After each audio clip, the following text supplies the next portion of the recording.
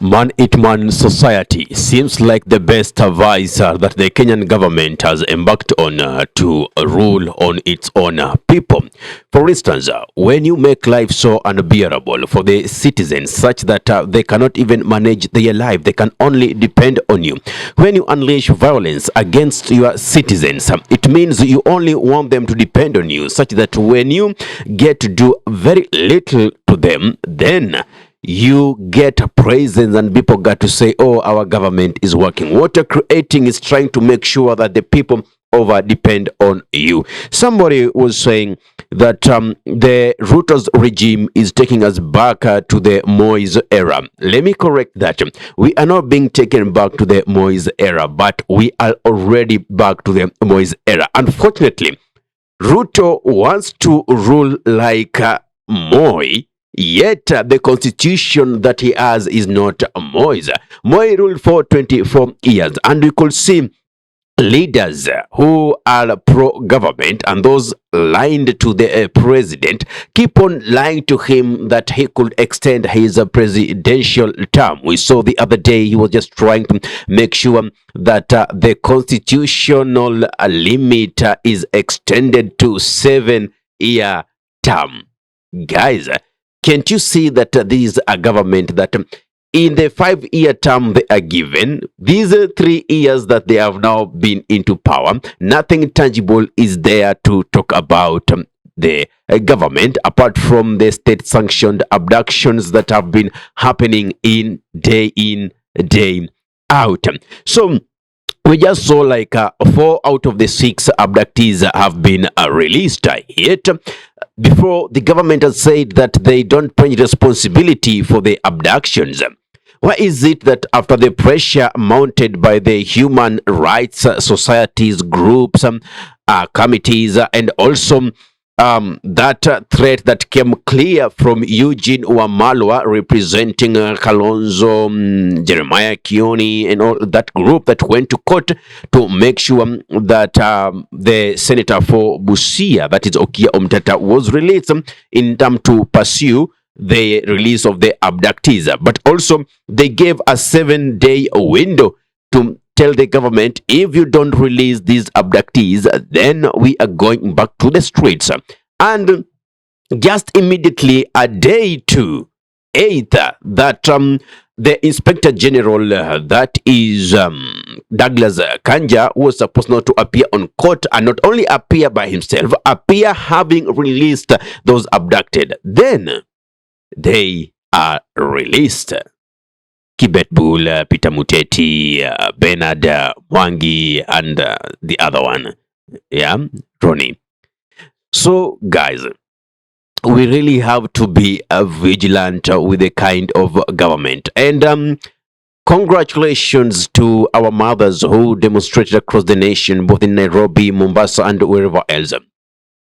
I'm so happy that whenever there were these policemen who are coming in to arrest them, non-uniformed, they don't produce an ID. They consider them as criminals. And I particularly got one voice of a lady who told of the police, like, hey, you are not in uniform, you don't have a police ID, so therefore you cannot arrest us. You are a criminal.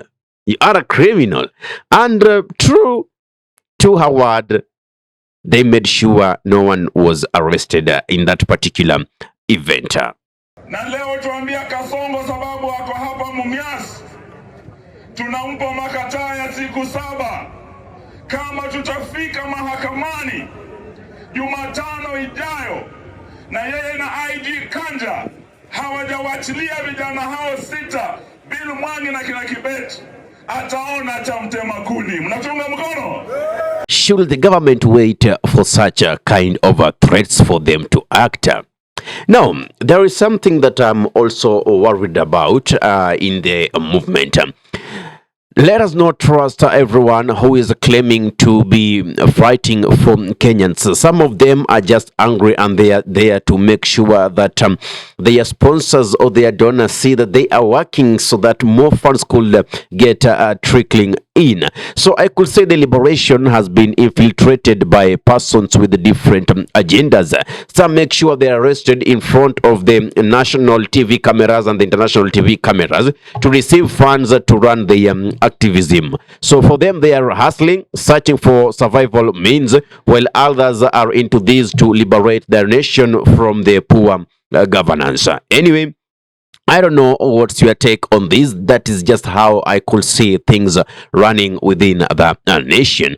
So as much as we speak about that, last week we saw there was this meeting in not really meeting. There was this attendance of burial of Moses Masika Wetangula's mother, whereby the president was there and a conglomerate of leaders, both pro-government and those against the government. And one thing that stood clear were the sentiments from Kimani Ichung'wah against the Trans Nzoia County governor, that is George Natembeya. Now, though many people have come in defense of Natembeya, including George Wajakoya, who was sent sharp criticism on Atwoli for supporting insult peddled against George Natembeya by Kimani Ichung'wah, and by claiming the abducted did not do so by themselves. I'll play those videos. So, Natembeya says that he has no problem with working with Rigathi Gachagua because Rigathi Gachagua hasn't wronged him in any way. They haven't rubbed shoulders, saying that naysayers like Kimani Ichung'wah have already burnt down support from Mount Kenya, and they are now doing the same in Western Kenya. What is this trying to show us? It's like the government is already telling us, we know we are not popular on the ground, but nevertheless, we shall make our way back to power. This is the perfect description of, after you've eaten, you forget that you'll have to use that plate again. Instead, what do? You urinate on the plate. You help yourself on the plate, forgetting that after 3-4 hours, you'll be hungry and you'll need the same plate to take your meal. The fact kwamba mmekosana na Rigathi, why should I differ with him? Mimi amenikosea nini? Hajanikosea chochote. Sasa yule jamaa mwenye alikuwa anaongea jana na kunitusi. Na Rigathi mwenye hajanitusi. Sasa leo hii nikisema nichague nani nitafanya naye kazi, nachagua nani? Watoto wakiwa kidnapped, watoto wetu wanapotea. Wajinga wengine kama Atwoli sio mzee wa kuita mzee. Atwoli anakuja kusema hata watoto wanasala sio mwana. Well, still on the political analysis, Cleophas Malala has said that since they do not have a job, they remain in one sole responsibility, and that is to tell open truth to the government and Ruto's regime. That is why whenever they speak, they are peddling on with insults. I mean, psychologically, if you talk to someone and they burst into verbal diarrhea, it means that you are actually saying the truth. You have touched the core part of the truth which they have concealed and they don't want it to be known. Anyway, give us your take, give us your thought in the comment section below, whether you're watching from our YouTube channel or Facebook page. If you're watching from our YouTube channel, consider subscribing and press notification button so anytime that we are live, you'll be the very first person to be notified. If you're watching from our Facebook page, kindly follow us for regular updates. Ahmed Halif is my name for the Unscripted Talks here in Durb Radio. Assalamu alaikum wa rahmatullahi wa barakatuhu. Kwa timba kali za Afrika, Durb Radio ndio mpango mzima.